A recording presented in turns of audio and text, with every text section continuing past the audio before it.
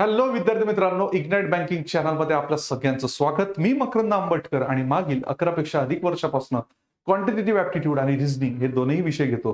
विद्यार्थी मित्रांनो, आज एक अति महत्वाचं सेक्शन मी घेतो आहे. महत्वाचं नोटिफिकेशन एक आलेलं आहे कॅनरा बँकचं अप्रेंटिसशिपचं, ज्यामध्ये 3500 प्लस वॅकन्सी झालेल्या आहेत गाईस. सो गाईज, या एक्झामला किंवा बाकी येणाऱ्या बँकिंग एक्झामला जर तुम्हाला तयारी करायची असेल तर आपली एक उडान बॅच आहे, जी लाईव्ह प्लस रेकॉर्डेड बॅच मध्ये अवेलेबल आहे, ज्यामध्ये तुम्हाला topic wise full length test, faculty notes, त्यानंतर live plus recorded classes, practice PDF notes, interview guidance, doubt clearing session, personalize 1-to-1 mentoring, daily आणि वीकली करंट अफेअर्स सुद्धा तुम्हाला त्या माध्यमातून भेटणार आहे गाईज. आणि ह्या बॅचची प्राइस आहे 3999 अधिक जीएसटी. विद्यार्थी मित्रांनो, तर बॅच जॉईन करायला विसरायचं नाहीये. ठीक आहे, चला तर आजच्या सेशनला आपण सुरू करूया. जसं तुम्हाला सांगितलं की कॅनरा बँकचं अप्रेंटिसशिपचं 3500 जागांचं वॅकन्सीज निघाली आहे. म्हणजे आजपासून आपल्याला, ठीक आहे, म्हणजे 23 तारीख पासून, म्हणजे आजपासून टू 12 तारखेपर्यंत याची रजिस्ट्रेशन डेट असणार आहे. तर लवकरात लवकर हे तुम्ही रजिस्टर्ड करून घ्या. तुम्हाला माहिती आहे की त्यानंतर हे बघा, इथे यांनी मेन्शन केलेलं आहे engagement of graduate apprentice under apprentice Act 1961 for financial year 2025 and 2026. Eligible candidates are required to register on the apprenticeship portal. ठीक आहे. Before applying for apprenticeship training in the bank, candidate with 100% complete profile on apprenticeship portal only are eligible to apply. No other means mode of applicable will be accepted. ते त्यांनी clear सांगितलेलं आहे. ठीक आहे, चला तर महाराष्ट्रामध्ये किती वॅकन्सीज आहे? महाराष्ट्रामध्ये मराठीसाठी लँग्वेज आहे आणि तुम्ही जर इथे बघत असाल तर 201 जनरल कॅटेगरीसाठी, म्हणजे अशा एकंदरीत इथे मोठी जर बघितल्या तर जवळपास नंबर ऑफ ट्रेनिंग सीट्स 201 आहे आणि त्याचं कॅटेगरायझेशन या पद्धतीने झालेलं आहे.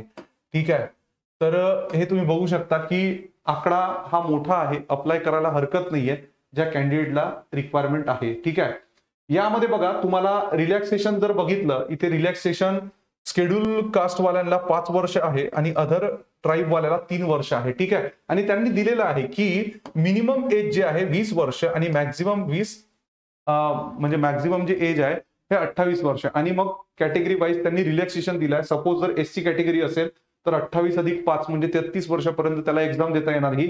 त्यानंतर ओबीसी नॉन क्रिमिलियर 3 वर्षापर्यंत. त्याच पद्धतीने person disability 10 years and widows divorce women and women legally separated from their husband who have not remarried. तर यामध्ये त्यांनी एज दिलेली आहे 35 years, 38 years for OBC and 40 years for SC candidate guys. ठीक आहे, त्यानंतर एज्युकेशनल क्वालिफिकेशन मध्ये म्हटलेलं आहे की a degree graduation in any discipline is required. Candidate must have pass their graduation not earlier than 1/1/22 पहिलेचा नसावा. ठीक आहे, आणि 1/9/2025 नंतरचा नसावा. ठीक आहे, तर त्यांनी, आणि test of local language, candidates who produce 10th or 12th standard marksheet certificate evidencing have studied the specified opted local language will not be required to undergo the local language test. म्हणजे ज्यांच्याकडे particular स्टेटमधून ज्यांनी 10वी आणि 12वी जर केलेलं असेल तर बट ऑब्वियस आहे की त्यांचं लोकल लँग्वेज असेलच. ठीक आहे, फिजिकल आणि मेडिकल फिटनेस देणं सुद्धा गरजेचं आहे. ठीक आहे, त्यानंतर महत्वाचं आहे तेच बघूया आपण. ठीक आहे, बघा इथे काय म्हटलंय, टर्म्स आणि कंडिशन दिलेलं आहे. Period of apprenticeship training, the period of apprenticeship training will be of 12 months, 12 महिन्याची असणार आहे. ठीक आहे, place of training, the on job training will be imported to the candidates at the selected branches as per course आणि curriculum. Profile, the candidates eligible as apprentice will not be treated as employees. स्पष्ट शब्दात सांगितलेलं आहे. अप्रेंटिसशिपची जी post असते, नेहमी लक्षात ठेवा, ही एक कॉन्ट्रॅक्च्युअल असते. 1 वर्षाचा कॉन्ट्रॅक्ट, 1.5 वर्षाचा, 6 महिन्याचा, या पद्धतीने चालते. जसं त्यांनी इथे 12 months म्हटलेलं आहे. तुम्हाला एम्प्लॉय म्हणून कन्सिडर करण्यात येत नाही गाई, स्पष्ट सांगितलेलं आहे. ठीक आहे, त्यासाठी तुम्हाला कॉन्ट्रॅक्ट ऑफ अप्रेंटिसशिप्स हे दिलेलं आहे आणि मंथली स्टायपन तुम्हाला किती दिलेला आहे? 15,000 तुम्हाला भेटणार आहे. ठीक आहे, स्टायपन.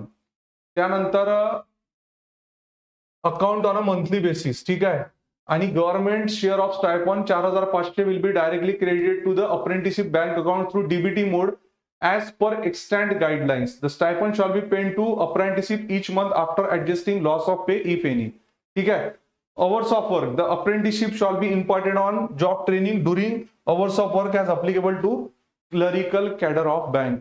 म्हणजे equivalent to clerical cadre असणार आहे. Overtime.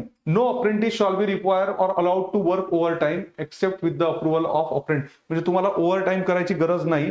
ठीक आहे. जर कदाचित असं असेल तर काहीतरी अप्रुव्हल ते तुम्हाला त्याबद्दल देणार. ठीक आहे. सो लिव्स आता बघा, त्यामध्ये तुम्हाला टोटल 12 कॅज्युअल लिव्स एका वर्षात भेटेल. हॉलिडेज ज्या ज्या हॉलिडेज आहेत त्या भेटेल आहे. ठीक आहे. टर्मिनेशन ऑफ अप्रेंटिसशिप कॉन्ट्रॅक्ट, त्यांना जर असं वाटलं की काय तर ते कधीही तुम्हाला टर्मिनेट करू शकणार. ठीक आहे. पुढे बघूया सिलेक्शन प्रोसेस कसं असणार आहे.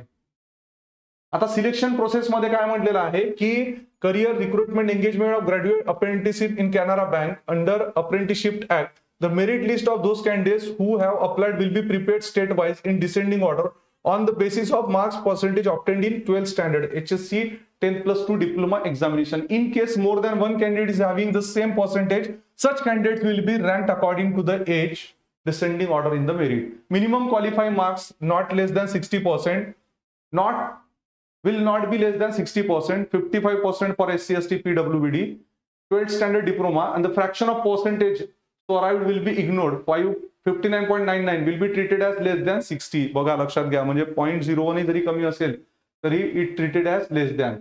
तर याच्यासाठी फीस दिलेली आहे, म्हणजे याच्यासाठी अशी काही वेगळी एक्झाम तुम्हाला द्यायची नाही आहे, डायरेक्ट त्यांनी म्हटलेलं आहे. सो SC ST साठी नील आहे आणि बाकी जनरल आणि ओबीसी साठी फीस किती असणार आहे, 500 असणार आहे गाईस. बाकी याच्यात मग सांगण्यासारखं काहीच नाही आहे. बाकी हे जे दिलेलं आहे हे तुम्हाला ऑनलाईनही भेटून जाईल आहे, जी PDF मी इथे सांगितलेली आहे. ठीक आहे. तर बघा मी क्लिअर कट सांगितलेलं आहे, अप्रेंटिसशिप पोस्ट आहे, ही काही परमनंट पोस्ट नाही आहे. तर विचार करून फॉर्म भरताना विचार करून भरा. ठीक आहे. चला तर मग, आणि आपले जर रेग्युलर सेशन करायचे असेल तुम्हाला बँकिंग बाकी एक्झाम जर द्यायची असेल तर इग्नाइट बँकिंग म्हणजे हे जे चॅनल आहे ह्या चॅनलवर आपण डेली, ठीक आहे, सोमवार ते शुक्रवार संध्याकाळी 6 वाजता आपण रेग्युलर सेशन घेतोय गाईज. तर हे सेशन करायला तुम्ही विसरायचं नाही आहे. रेग्युलर सेशन करत चला, म्हणजे जेणेकरून तुम्हाला एक्झाम मध्ये, येणाऱ्या एक्झाम मध्ये फायदा होणार आहे. So thank you very much and have a nice day guys.